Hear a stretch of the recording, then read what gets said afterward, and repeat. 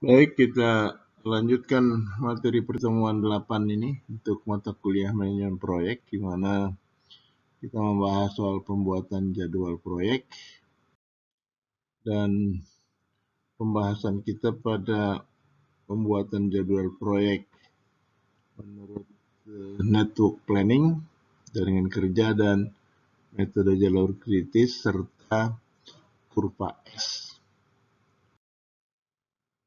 Diagram PERT, Program Evaluation and Review Technique, ini bagian dari jalur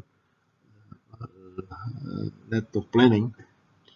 Sebuah model pada manajemen proyek yang didesain untuk menganalisa dan merepresentasikan tiap pekerjaan dalam proyek. Diagram PERT dapat merepresentasikan urutan aktivitas atau ketergantungan antar aktivitas. Kelebihan merepresentasikan relasi antar aktivitas sesuai untuk pelaksanaan proyek besar dan akan jauh lebih efisien. Langkah-langkah perencanaan PERT: mengidentifikasi kegiatan atau aktivitas dan tonggak proyek milestone yang spesifik, menentukan urutan yang tepat dari kegiatan-kegiatan, menyusun model diagram jaringan, memperkirakan waktu yang diperlukan untuk masing-masing kegiatan, menentukan tahapan dan jalur kritis, serta melakukan pemantauan dan evaluasi, serta koreksi pada diagram PERT selama proyek berlangsung. Contoh diagram PERT. Ini ada kegiatan, ada kejadian. Yang lingkaran itu dan ada angkanya itu adalah kejadian. Anak panah itu kegiatan. Jadi kita lihat di sini kegiatan A, B, C, D, E, F, G, H, I, J itu kegiatan. Kejadian itu lingkaran. 1, 2, 3, 4, 5, 6, 7, 8. Jadi ada 8 event, 8 kejadian. Dan setiap kegiatan ada durasinya. Kegiatan yang tidak punya durasi itu disebut dengan dummy activity, kegiatan dummy. Aturan, setiap kegiatan hanya boleh diwakili oleh satu anak panah. Pembuatan diagram PERT. Kegiatan dan waktu, misalnya kegiatan A butuh waktu 10, satuannya 10 hari, kayak 10 minggu. Kegiatan B itu 8. Kegiatan C 12, kegiatan D 22, kegiatan E 27, dan selanjutnya sampai kegiatan J. Kemudian diagramnya ini kan tadi kita sebutnya tuh. Ada diagram di mana kejadian itu, event, itu ada nomor node-nya, ada ES dan ada LF. Earlier start dan late finish. Kapan waktu paling cepat dimulai dan kapan waktu paling akhir. Lihat misalnya ini di event 1, 2, 3, 4, 5, 6, 7, 8. Kemudian kegiatan A, B, C, D, E, F, G, H, I, J. Ada kegiatan dummy 1 dan kegiatan dummy 2. Gambarkan dalam garis putus-putus. Lalu durasinya tadi kita punya tabel durasinya, maka kita bisa lihat A itu 10, katakanlah 10 hari, B 8 hari, C 12 hari, D 22 hari, E 27, F 27 hari, G 15, kemudian H 8 dan I 20 dan J 15. Diagramnya seperti ini. Kemudian dimulai dari 0. Dimulai 0, butuh 10 hari, maka di event 2 itu selesainya 10 hari ke 10. Event 3 hari ke 8. Event C, event 4, kegiatan C selesai hari ke-12. Kemudian kegiatan D di hari ke-35. Kenapa 35-nya dihitungan ini? Karena kegiatan event 5 itu adanya kegiatan yang mendahulunya kegiatan D dan kegiatan E. Kalau kegiatan D itu selesainya itu kan 10 tambah 22, 32. Tetapi kegiatan E-nya itu 8 tambah 27, 35 hari. Maka yang paling panjang kita ambil. Kegiatan F itu selesai hari ke-15. Kegiatan G hari ke-35 itu 35 karena kegiatan atau event 7 itu terjadi ada 2 kegiatan, yaitu kegiatan G, kegiatan dummy 2. Kegiatan dummy 2 itu harus selesai 35 hari ke-35. Dan kegiatan 8 akhirnya kita pilih nih, 35 tambah 15, 50 kan.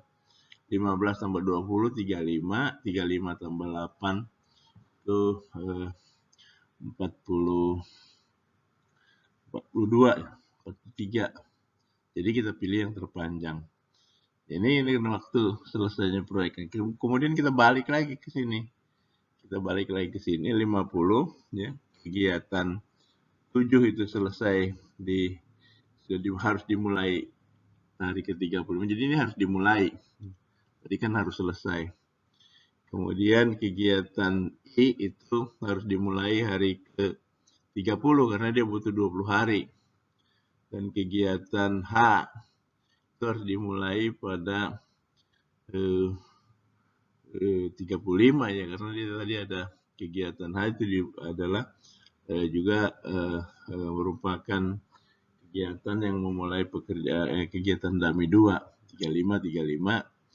Kemudian kegiatan D harus bisa dimulai pada hari ke-13, kegiatan F dan E itu bisa dimulai hari ke-8, kemudian kegiatan G itu di hari ke-20, karena event 4 itu boleh paling telat dilakukan pada hari ke-20. Ini kita ketemu nih kan, early time dan late finish sudah ketemu. Selanjutnya jalur kritis. Jalur kritis dilakukan dengan menghitung waktu mulai tercepat, earliest start, untuk masing-masing kegiatan dan waktu selesai terlama, late finish, di mana jalur kritis terjadi jika memiliki early start dan late finish yang sama. Dan slack, luang, menunjukkan waktu kegiatan yang dapat ditunda ya, waktu luang, tanpa mempengaruhi total waktu penyelesaian dari seluruh proyek. Nah, tunjukkan jalur kritis pada proyek tadi, itu punya proyek. Lihat nih kan, yang ES sama dengan LF itu kan kejadian 1, kejadian 3, kemudian kejadian 5, lalu kejadian 8. Jalur kritisnya lagi gak? Oh, ada. Ini juga jalur kritis juga ini. Kritis dimulai dari 5 ke 7 itu kan dummy 035. Nah, ini jalur kritisnya yang merah. Slack menunjukkan waktu kegiatan yang dapat ditunda tanpa mempengaruhi total waktu kegiatan dari seluruh proyek. LF dikurangi ES, LS sama dengan LF dikurangi waktu. Hitung waktu yang masih dapat ditunda pada setiap kegiatan proyek tanpa mempengaruhi waktu penyelesaian proyek secara keseluruhan. Kelihatan ketemu gambar.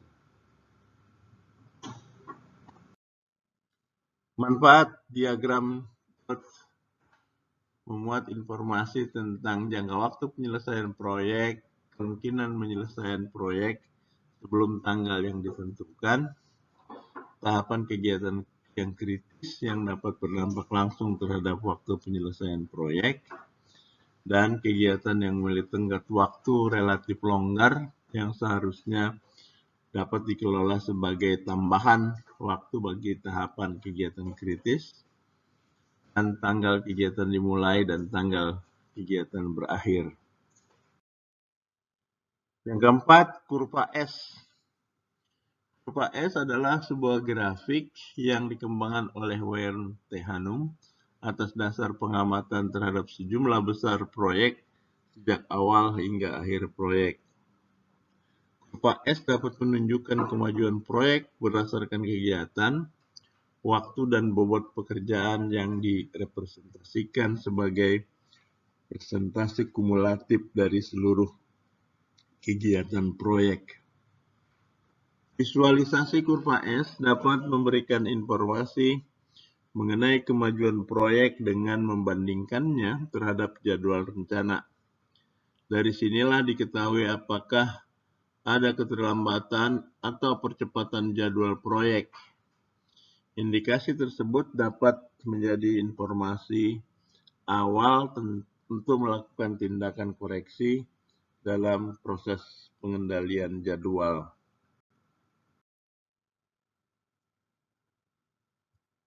Pada pembuatan kurva S, jumlah persentase kumulatif bobot masing-masing kegiatan pada suatu periode di antara durasi proyek diplotkan terhadap sumbu vertikal, sehingga bila hasilnya dihubungkan dengan garis akan membentuk kurva S. Filosofi bentuk S terjadi karena volume kegiatan pada bagian awal biasanya masih sedikit, kemudian pada pertengahan meningkat dalam jumlah cukup besar, lalu pada bagian akhir proyek volume kegiatan kembali mengecil atau sedikit. Pada penentuan bobot pekerjaan, pendekatan yang dilakukan dapat berupa perhitungan persentase berdasarkan biaya per item pekerjaan dibagi total anggaran atau berdasarkan volume rencana dari komponen kegiatan terhadap volume kegiatan total. Untuk kurva S, nggak lihat gambarnya kurang jelas, tapi kira-kira membentuk seperti huruf S.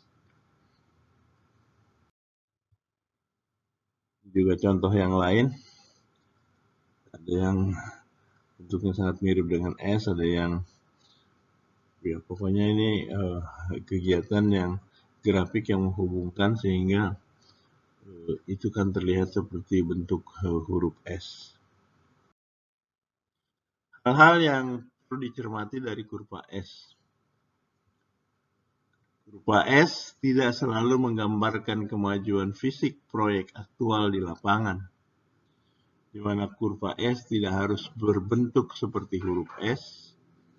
Titik kritis pekerjaan memungkinkan terjadi keterlambatan, tidak selalu pada item pekerjaan yang berdasarkan perencanaan memiliki akumulasi kemajuan pekerjaan yang cepat. Pada grafik digambarkan pada kurva yang terjal adalah titik kritis pekerjaan. Pembagian bobot pekerjaan dianggap sama berdasarkan durasi waktu yang ditetapkan per item pekerjaan. Demikian pembahasan kita tentang beberapa metode pembuatan jadwal, di mana kurva S lebih pada metode untuk pengendalian, metode untuk memonitor dan mengendalikan proyek. Dan saya kira untuk terutama untuk model network planning, perencanaan jaringan kerja itu kan saudara-saudara kan dapat mata kuliah sendiri itu kan, itu network planning atau perencanaan jaringan, dan itu sebenarnya satu metode perencanaan penjadwalan yang sangat bagus sekali. Itu bisa melihat waktu, bisa melihat biaya, bisa melihat sumber daya, material, penggunaan tenaga kerja, dan sebagainya. Kira demikian untuk pertemuan kita mengenai pembuatan jadwal proyek. Sudah dibahas tentang pembuatan jadwal dengan waktu tertentu, pembuatan Gantt chart atau bar chart, network planning dan jalur kritis, serta kurva S. Terima kasih. Assalamualaikum warahmatullahi wabarakatuh.